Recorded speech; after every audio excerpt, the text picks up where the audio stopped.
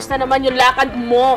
Ayun. Last week, okay naman? Masaya, malamig. Napakaganda doon. Sa China? Harbin, opo. Grabe doon, negative 26 degrees. Ay, talaga? Opo. May Diyos ko nga, 3 patong na. Pero naninigas yung mga daliri ko talaga. Ang masaya, ang maigi doon, kahit pa paano, nag-enjoy ka naman. Opo, siyempre naman. Enjoy natin ang moment. Siyempre. Namiss niyo ba ako? Siyempre.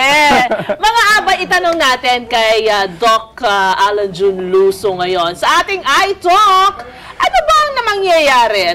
Kayo, baka ito tanong nyo, ano ba ang nangyayari kapag ka, Doc, sobra yung grado ng salamin? May mangyayari ba? Ano? Ay, opo. Oo. Sa amin, kailangan kasi, pag nagbigay kami ng prescription, sakto, tama. Oo. Minsan, may mga pagkakataon, lalo na dun sa mga bago na nagsasalamin, kailangan bawasan kasi sobrang maninibago sila. Kumbaga, kunyari pa, ang grado niya ay 3. Tapos bibigyan namin sila ng 2. Maaring yun pa lang, kahit sabihin natin parang kulang, di ba? 3 ang dapat, pero 2 lang ang binigay. Nahihilo pa siya. Ibig sabihin, kahit mas mababa yun, sobra yun. Ay, ganun. Opo. Bakit nangyayari na sumusobra naman ang gradong na ibibigay? Ano pagkakamali? Ano ba? Hindi naman po. Kasi syempre nasa clinical judgment ng doktor. Sa mga first time po, kapag binigyan sila ng grado na mataas kaysa dun sa kakayanin ng mata nila. Kasi first time sila So, dapat konti lang muna. Pakunti-kunti. Kapag sobra yung grado po ng mga first time, makikita nila yung sahig parang malayo. Opo. O kaya parang mataas. Delikado po ito, lalong-lalo na sa mga tao na umaakit ng hagdanan. Kasi hindi niya matatansya yung layo ng apakan o yung lapit. At sa mga nagmamaneho, ganun din po. Pakiramdam niya, mababangga siya, okay, nakakalula. Anytime, hindi niya matansya yung steps niya. So, ganun. Isa yun sa mga nararamdaman ng mga tao. Karaniwan po ito sa mga first time. Yan. Sa mga matagal na gumagamit ng salamin naman, kapag sobra yung grado, ang mangyayari, yung mata nila ay sobra din ng action. Paano sobra ang action? Kasi lalo na sa mga taong nearsighted, kasi yung lens na ginagamit sa kanila ay minus lens. So, ang ginagawa po nito ay ni-stimulate lalo yung mata. Kapag nasobrahan siya sa grado, ang mangyayari po ay una, mabilis natataas yung grado ng mata niya. Tapos po, nandyan mararamdaman niya, masakit yung mata, masakit yung ulo kasi na-over sa stimulation. So, doon naman po sa mga gumagamit ng tulong sa pagbasa, yung reading glass. Kasi po, ganito kasi yan sa reading glass kapag tayo ay mas bata pa, kaya nating magbasa ng malapit. As in malapit, ganyan pa, pwede, kaya pa yan. Pero habang tayo ay nag-iedad, yung basa natin, yung kakayanin ng mata natin ay medyo palayo na ng palayo. So, kapag tinulungan natin ng reading glass, may ibabalik natin medyo malapit. No? So, kung sakali na nasobrahan yung tulong na binigay natin sa mata, hindi rin po magiging maganda kasi konti lang yung effort na i-exert ng mata natin para dun sa pagbasa. Magiging dependent po tayo, yung tinatawag natin. Importante na may effort yung mata natin sa pagtingin sa malapit, lalong-lalo na po yon. Kasi po, kumbaga sabi nga, nanghihina yung muscles kasi inaasa niya dun sa salamin. So, dapat merong tamang tansya lang. Hindi pwede yung sobra. Yung sa paggamit naman ng mata sa malayo, we always see to it na hindi masasobrahan. Kasi nga po, yun nga, tulad ng sinabi sa inyo, mabilis tataas yung grado. Importante din na kahit papano merong konting effort.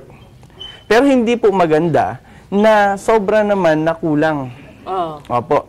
Kasi kapag kulang naman yung grado ng mata ninyo, ang mangyayari po, hindi rin maganda sa paningin kasi malabo, syempre. So, dapat sakto lang. Marami tayong mga test na ginagawa para masigurado natin na ang grado na ibibigay sa pasyente o bibigay po sa ating mga kataong bahay ay tama. Yan. Minsan naman may mga pagkakataon na yung grado ng mata natin bumababa. Tulad ng nakaraan, di ba? Bumaba na. Kapag bumaba na yung grado ng mata ninyo, dapat po magpalit na kayo ng salamin. Kasi mararamdaman, masakit na yung ulo, ganon. Tapos kung ano-ano, di ba? Pwedeng nahihilo na siya.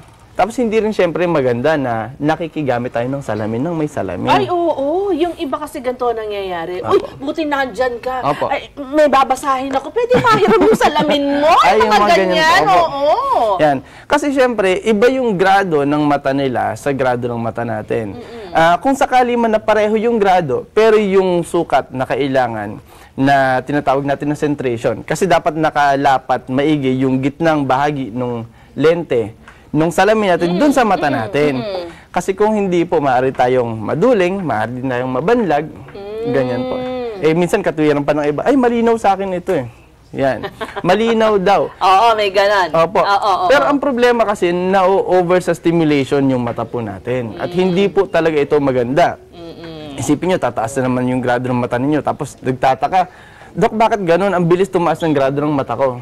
Diba? Ikaw, Abay Julie, nasubukan mo na ba na nanghiram dati ng salamin? Guilty. Ayan, nagsasabi lang ako ng totoo. Opo. Dapat sa taong bahay, totoo. Opo, tama po. Ngayon, syempre natutunan natin, marami po talagang ganyan. Ano? Kung sakali man na napapansin ninyo, malabo yung paningin ninyo dun sa salamin ninyo, o meron ngayong kakaiba na nararamdaman sa inyong ginagamit na salamin, sabihin nyo kaagad. Yan. Tapos naman, minsan, syempre, nandyan yung mga hypertensive tsaka yung mga diabetic.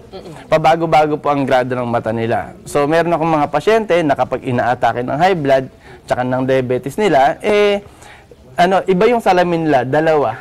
Ganon. Para hindi na-overstimulate yung mata nila. Ayun. Diba? Meron pa ba kayong mga katanungan na gusto nyo malinawan? Si Dr. Alan June Lusong pwedeng makatulong sa inyo at pwede nyo siyang tawagan o di kaya mag-PM kayo sa kanya, Doc. Maraming nagtitext syempre. O mga nagtatanong. Ang number ko po, 0916-151-7175. Ulitin ko po, 0916-151-7175. Or pwede nyo po ako i-message sa Facebook, hanapin nyo lang po, type nyo lang doon, Lusong Optical. At magre-reply po ako sa inyo kaagad. Ayan. Thank you so much sa iyo, Doc. Thank you so much. Na-miss ko kayong lahat. Same here! Mga abay, ang susunod nating makakakwentuhan, siya po ay 2012 Pinoy Hero Awardee. At isang rubber artist. Ano ba yung rubber artist? Baka tanong niyo yan. Siya ang ating sasaluduhan later sa atin pong Saludo Kami Sa'yo. Sino ba siya? Malalaman niyo sa pagbabalik ng Taong Bahay. Diyan lang kayo.